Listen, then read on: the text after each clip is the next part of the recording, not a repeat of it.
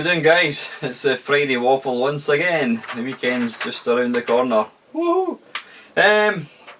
Yep, hope you're all well. I've not been feeling too great. I seem to have picked up a bit of a, I think it's a chest infection or something. I was at the doctor's and he gave me the sort of the breathe through the tube thing, which came back okay, but he's given me one of these bloody inhaler things to try before I go out running. But I've not ran for over a week, so I'm hopefully going to get out tonight and just do a couple of miles and see how I get on. So anyway, you don't want to know about my health ailments. Today's waffle, I've actually got a sizable list of things that I'm going to waffle about. First things first, this week, what have I been up to? Games wise, what have I been playing? Been playing a bit of Watch Dogs on the PS4, starting to get to like it. I did dabble in it initially, but I found out, I mean, I didn't really know what I was supposed to be doing. So I was just kind of bimbling about, you know, really achieving nothing, but I've now kind of figured out what I'm supposed to be doing. So yeah, really good, nice game. It's probably not sort of as next gen looking as some people would like for it to be, but you know what, it just means that in the next sort of coming months we're going to see some astonishing games. I do know there's what's the game, Drive Club I think it is. I've seen some videos of that one and it looks incredible with the kind of rain, driving through the driving rain at night time. Looks really nice. And again, as I've mentioned before, I'm not a big racing fan, but I think that'll definitely be a must have, just looking at the graphics. So yeah, I've been playing a bit of Watch Dogs. What else have I been playing? Starting on Missile Command, as I touched on in my last video. I've kinda peaked with Berserk. It was getting to the point, it was becoming more annoying than enjoyable. And you know, it's if I wasn't enjoying playing it, then it's not going to be interesting for anybody to actually watch the thing. So I thought, done enough, got up to under 17,000, so happy with that. So I'm on to Missile Command, so that should be fun. It's a tough game for sure, but I'm going to persevere and see how I get on. So yeah, that's what I've been doing this week. Anything else gaming related? Can't think so. Nah, not too much. Just like all you guys, there's a lot of other things going on, you know, real life, jobs. In fact, just one thing that I've kind of noticed, now it's maybe just me, but there seems to be a lack of YouTubers, and when I say YouTubers I mean the retro community, YouTubers actually making videos.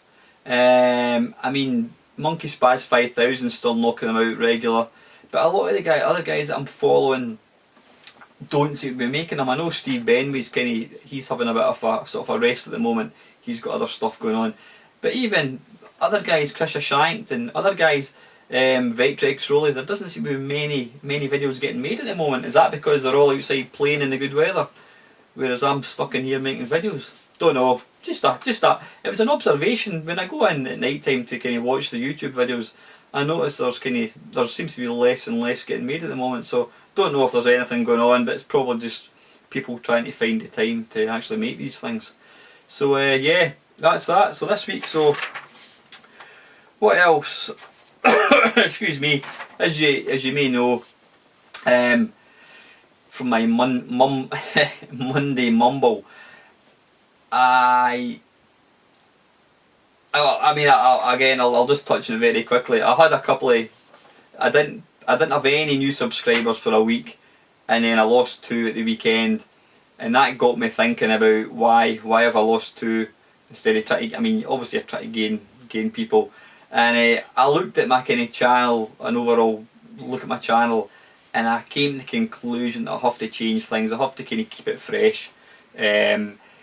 There's no good just going through the motions of making videos just to get a video put out there.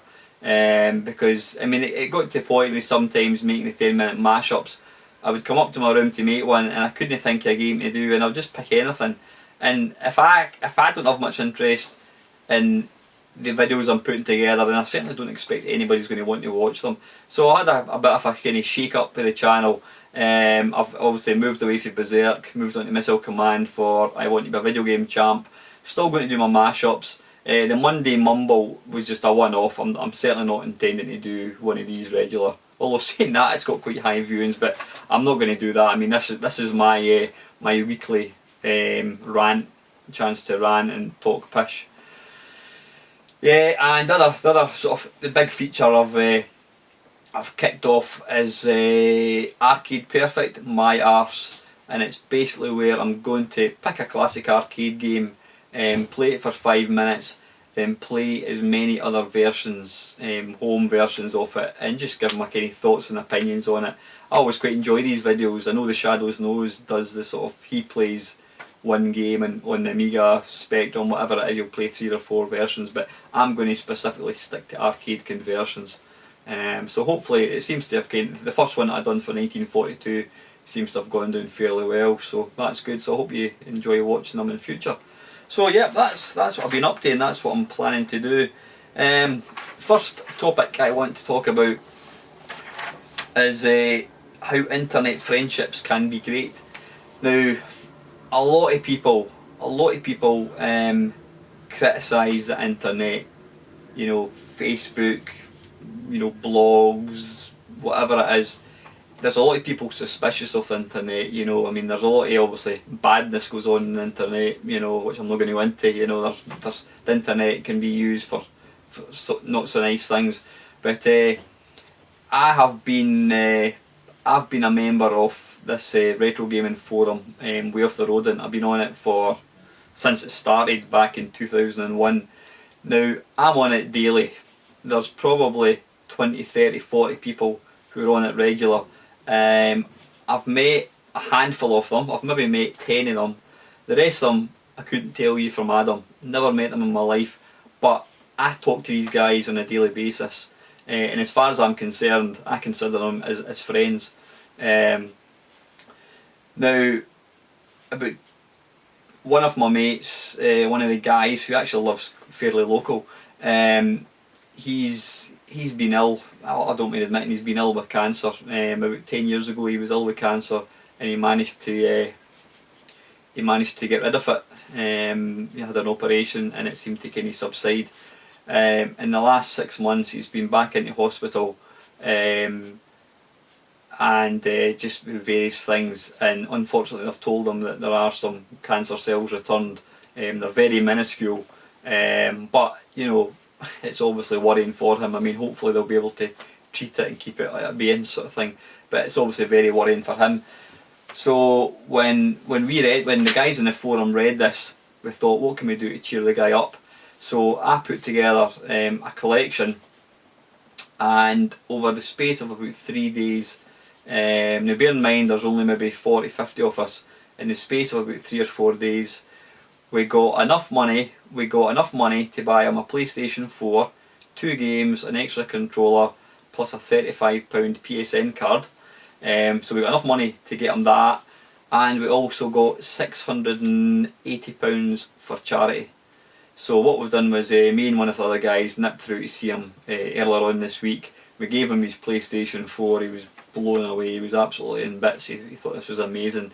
We gave him his PlayStation 4 and all the games, and we also gave him an envelope with £680 in it, which we said, you know, he can give it to a charity of his choice. So I think he's going to give it to cancer research. But you know what, I just think it's such an amazing thing that we were able to do.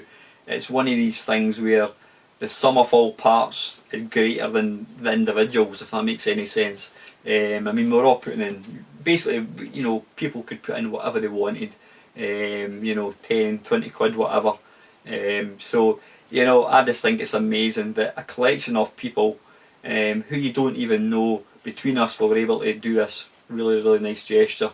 So yeah, I just think it's, you know, the internet does come in for a lot of criticism, but it can also be a really special place. And at the end of the day, guys, I'm sure this YouTube community thing is a caring community as well. You know, it's real friendships can be kind of formed with the internet, and you know, people that kind of poo-poo it are probably people that have just never been involved in a group of people where they consider them as friends. So yeah, that was a nice little story to tell you. I just think it was an amazing thing that we done, or not.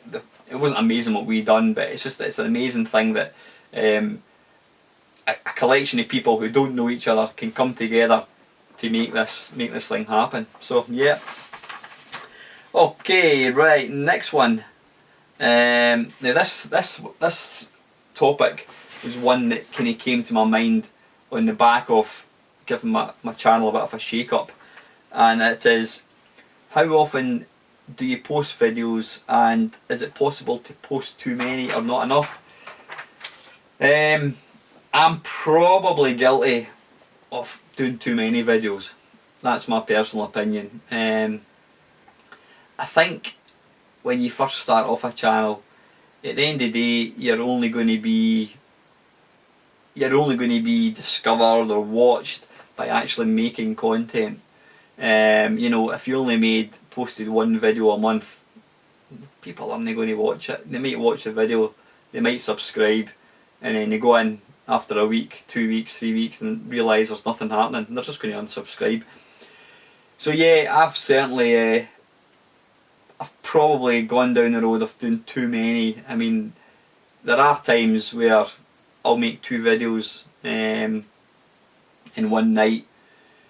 Now, for me, it's most of the videos, as people know, my production values are like Blue Peter, you know, sellotape, toilet roll, washing up liquid bottles. My production values are extremely basic and amateur. I mean, I'm sitting on a chair, a camera pointed at me, and I upload it. It's the same way when I record a gameplay video. I simply point the camera at the TV and record it. You've probably seen through some of my videos, I forget to put bits in, and rather than try and piss about and edit it, I just add it on to the end and put a couple of titles. So yeah, the videos I make don't take long to make, it has to be said. Alright, it takes a wee while to upload it, but that's not time consuming for me. So yeah, I usually try and put out a video a day. I do enjoy making them, and I like to think that people, you know, if people are going to subscribe to you, they're going to get used to kind of seeing videos, seeing content daily, and hopefully that will keep them interested. But is it possible to make too many? I think it probably is, and I probably proved that to myself with the mashups, the 10-minute mashups, just making them just for the sake of putting out a new video. But conversely, it's also possible to not make enough, I would think. You know, like I say, as real life kicks in, and people, you know, YouTubers are going to take holidays, they're going to take time away from the internet, and sometimes, I mean, I don't mind admitting, there's been times in the last, I mean, I've been doing this for 8 months, there's been times in the 8 months where I've kind of thought to myself, is it becoming a bit, I wouldn't say an obsession, but you know, you put a video up, you want to see how many people are watching it, you know, how many likes it's got, how many views it's got, how your subscriber levels are going up, and I could actually understand it becoming a bit of an addiction for people. Not so much to get, you know, oh look at me, you're craving attention, but it's almost like, you know, people, we don't make these just for the sake of making them, you make them because you want people to watch them, and the way that you can, the feedback you get that people are watching them is by seeing views, etc, etc. So yeah, I think it could get to a stage where, you know, it's you're taking it too far. I mean, there's some YouTubers out there, guys in America, they're putting out 3-4 videos a day. Now I don't know how they've got the time for that. I certainly don't have the time for it. I mean, this is, the videos I put together are usually 5-10 minutes long, so I can usually do a couple in a night without any problem. But yeah, I'm certainly going to, I'm hoping to, I mean, I think initially it was, with me, it was quantity over quality, and that doesn't make for a happy channel. It doesn't make for, you know, people are just going to switch off. I would do the same, you know. So I'm trying to change my content a wee bit, trying to offer a bit of variety, and I'm also I'm not going to worry about if I don't get a video made every day. But yeah, as far as not making enough, I could imagine if you were only putting out one a month, even one a week, I would probably say you can get away with. I mean, some of the bigger channels, your Ashens, Stuart will sometimes maybe only put out one video a week, but the thing is, his videos are always absolutely stupendous. They're always really entertaining. Because he's got such big viewers, people are always going to stick with him. But when you're I think when you're a channel that's just starting off, trying to find its feet, I think it is initially, it's when you're first trying to kind of get viewers, etc. You initially try and put out as much content, you know, to get people thinking, oh, this guy looks alright, this guy does some good videos. So yeah, there is that thing where you try and make a lot of videos, and I mean I've certainly been guilty of that, probably making too many in a skinny short time. So I'm definitely wanting to not so much reduce the number of videos I'm making, but I want to try and make it a bit more interesting rather than just battering out the same thing. I mean, the thing is, when I started this YouTube channel, it was always just going to be playing shit games for 10 minutes, but over the last 8 months I've realised there is a bit more to it than just that. If you keep doing that, people are just going to get bored and switch off. So anyway, talking of getting bored and switching off, I think I've prattled on long enough about that one. So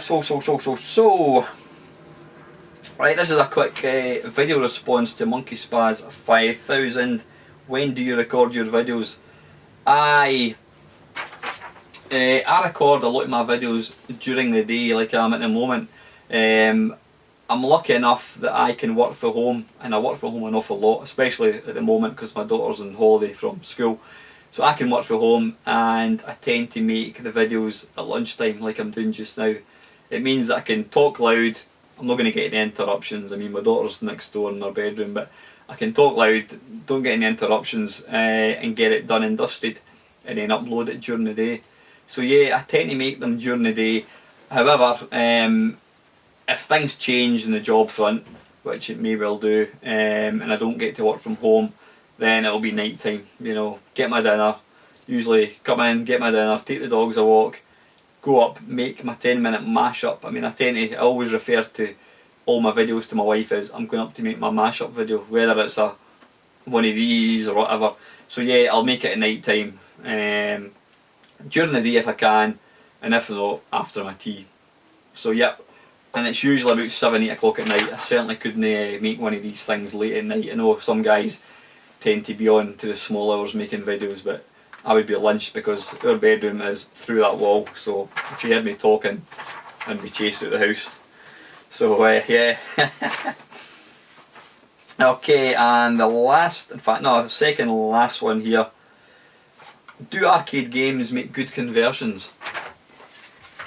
Now what got me thinking, what got me thinking that is this Arcade Perfect My Arse feature that I'm doing just now, where I'm looking at a classic video game, then looking at home conversions. Now, the thing about arcade games that people need to realise, arcade games, they're designed to get the attention of somebody enough so that they put money into the machine, and then for their game to be over pretty quickly. That is it. I mean, these games are not designed to have any longevity as such. They're designed to take your money, and then within a couple of minutes you need to put more money in again to play again. I did read somewhere, in fact I think it was some program, I can't remember what it was, talking about the early days of computers or early days of video games, and it's basically that they reckon that the average arcade machine person should last anywhere between 30 seconds and 2 minutes. Any longer than that, then it's not financially viable. And then of course you've got guys that came along and were able to play these games for hours. So that's probably part of the reason that the video game industry crashed. Probably not, because not that many people were that good. But yeah, so I mean, arcade games are made to grab you in, then to kill you as quick as possible so you put more money in. So as far as them making good home conversions or making good games out of them, it's probably a no. You know, I mean, obviously arcade games by their very nature are bloody difficult. You know, you're never going to get an easy arcade game. If you got a game that anybody could play for 10 hours or an hour or half an hour, whatever, it wouldn't be financially viable. I say it's there to make money. I mean, in the early days it was all about gambling machines, fruit machines, then arcade games came along, and it says it wasn't for entertainment, it was to make money for the people that actually had them. So yeah, I don't think arcade games are particularly the best games for home markets, because they're just so tough. Yeah. What are your thoughts, guys? I mean, don't get me wrong, there are some cracking arcade conversions out there, and that's this kind of second part of this topic. This is, I suppose, call this a VR to the community. Now, apart from Chase HQ and the Spectrum, because that's just too obvious, what would you say are the best arcade conversions on 8-bit and 16-bit computers? Now, of the computers in question, I mean, you don't have to answer them all, as Commodore Amiga, Atari ST, ZX Spectrum, Commodore 64, Amstrad and BBC. I'm going to cut this, guys, because it's going to cut off in a sec. Back in 2 secs. Okay, right, back again. For some reason the card can only record up to 2 gig, and then it cuts off, so I thought I'll cut it off there. So anyway, yeah, Commodore Amiga. The Commodore Amiga had a hell of a lot of cracking conversions. I mean, it had the hardware that was capable of knocking out some really good conversions. So yeah, the ones that I've just listed, a couple here. Star Wars. I mean, Star Wars on the Atari ST and the Amiga was brilliant. It says it had the hardware that it could throw the vector graphics around, really nice, and using the mouse, fantastic gameplay. Bubble Bobble. Bubble Bobble was one of these games. It actually converted really well to pretty much every single platform. Even stuff like the Master System, C64. It was an excellent conversion on all of these ones. Maybe because it was quite simple graphics, don't know, but it did convert really well. Rodland. Now, Rodland is a particular favourite of mine. It was actually written by a mate of mine, Steve Snake. Yep, that is his real second name. He also did Kega Fusion, which is the fantastic Mega Drive emulator. Anyway, I digress. But Rodland, absolutely arcade perfect game. Superb. I don't know if you've played Rodland. Have a look at it on MAME. But the home version on the Amiga was absolutely fantastic. Toki, that was another one of these games. Quite a I wouldn't say it's rare, quite an unheard of game. You basically control it, or you don't control, you play the part of a man who's changed into a monkey, and you've got to rescue your girlfriend. Where have you heard that? I think that was one of the legendary games that was converted to the Spectrum, but it was never actually released. I think that might be the case. But again, Toki, arcade perfect. And the last one I've written here is Marble Madness. Marble Madness was one of the first games I ever saw on the Amiga. I saw it running on the Amiga 1000. Now, I think I've mentioned this before. It was seeing the Marble Madness run on the Amiga that made me want to get an Amiga. But back then, you know, it was probably £2,000, so I was never going to afford. I was never going to be able to actually afford to buy one. But that was the first game I saw, and I remember being blown away with how amazing it looked. So yeah, let me think. For authenticity, I would probably have to go with Rodland. Rodland is an absolute stunning conversion on the Amiga. Play it under MAME, play it in the Amiga, and you'll see what I'm talking about. Cracking game. Atari ST, again, it had a lot of these games as well, but the standout home conversion for me was Arkanoid by, was it Ocean? I think it was Ocean made it. Absolutely fantastic. That was the first game I ever got to play in Atari ST. My mate bought one. He got Arkanoid and Prohibition, which I've done a mashup of, and Arkanoid was just stunning, absolutely brilliant conversion. Again, it's a fairly simple game to convert, but it just looked the part, it looked identical. Again, using the mouse, just fantastic control. And I mean, there is a version on the Amiga, but the Atari ST is always going to be my favourite version. So go check it out, guys. Spectrum, this is obvious choice for the Spectrum is Chase HQ. I've never played it in any sort of extent, but it says that's the obvious one. That is the renowned Spectrum game. So I want you to think of a game that's not Chase HQ. The one I'm thinking of is R-Type. An absolutely incredible conversion job. I mean, R-Type itself, you know, it had big massive sprites of spaceships, the sort of end of level kind of baddies, etc.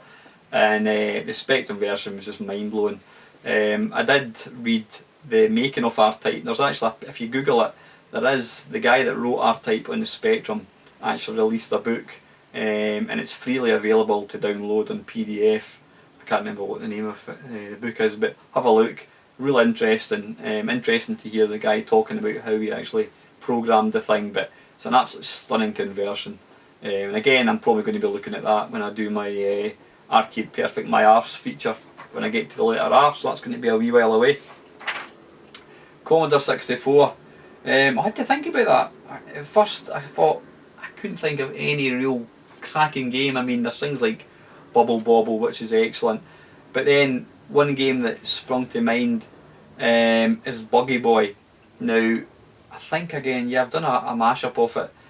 Buggy Boy graphically, it doesn't look that great. I mean, the arcade version of Buggy Boy was on a massive big screen. I think it might have been one of these 3-screen jobs. Huge big sprites. And the Commodore 64 version, rather than try and copy it, it took the essence of what made the game good, the playability, the controls, and it shoehorned it into the Commodore and came up with its own version, working within the confines of the hardware. And what they came up with was an absolutely amazing version of Buggy Boy. In a lot of ways, it's more playable and fun than the arcade version. They've kept the wee buggy quite small.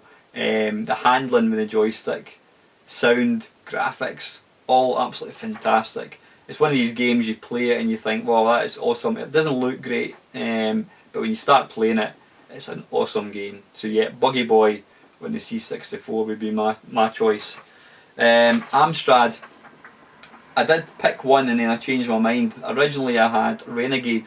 Now I've never really played Renegade on it, but again, it's one of these well-known, really good conversions. It looks the part. It looks probably better than the arcade one. I mean, again, I mentioned earlier, the Amstrad was one of these computers that, in the right hands, it could just blow away the other. It could blow away the other 8-bit machines. Absolutely amazing machine. Unfortunately, 9 games out of 10 were awful on it. It's probably lacky programming, or sort of lack of effort, I should say. I think, and I might be talking shite, that I had the same processor than the Spectrum, so I think it did suffer sort of conversion kind of issues, and probably just kind of lazy, sloppy programming. But yeah, Renegade was a cracking game. But the one I plumped for, and again I've done a mashup, is Donkey Kong. Retro Gamer did a feature on Donkey Kong a while back, and it was Stuart Campbell, a fellow Scot from Bathgate. He did a feature on Donkey Kong, and again all the home conversions, and the best home conversion that he picked was the Amstrad, which really surprised me. But when I fired it up, I could see exactly what he was talking about. It was made by Ocean. I think it was in maybe 1986, 87. It was kind of a bit later on, but I'm saying later on. It was late on for me because I'd moved on to 16-bit. It was made by Ocean, and it's an absolutely staggering conversion. It's even got the same, you know, how high can you climb, the sort of the monkeys that you see appear between levels. The sound, graphics are almost perfect. Playability, it runs slightly slower than the arcade one, but an absolutely stunning conversion. Go and check it out. It says watch my mashup if you want to see it, then go and download the ROM somewhere and play it, or buy it if you've got an Amstrad. Pardon me, absolutely amazing conversion. So yep, Donkey Kong on the Amstrad. And the very last computer I thought about was the BBC. Again, the BBC it was a popular computer, but nowhere near as popular as the other machines. And again, I had to think about that one carefully. Then I remembered Planetoid. The Planetoid is a version of Defender. I've never played it. I've got a BBC there. I'll actually need to do a mashup of it. In fact, you know what? I'm sure that's one game that doesn't run for some reason. Yeah, I don't know what it is, because I run my BBC games off an SD card. But Planetoid absolutely looks amazing. It's a stunning conversion of Defender. it's got the black background. It's fast. It's got some great effects. Really worth checking out. So yeah, Planetoid on the BBC would be my game of choice. So yeah, let me know what games you can think of, guys, that you would recommend or you would say are the best conversions. But remember, no Chase HQ in the Spectrum. So yeah, guys, that's me covered all my topics. Can't think of anything else I want to talk about.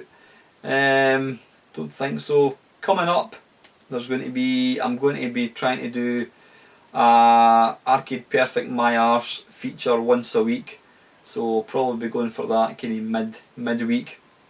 Like I said, excuse me, I won't be doing a Monday. Can't even put my teeth back in.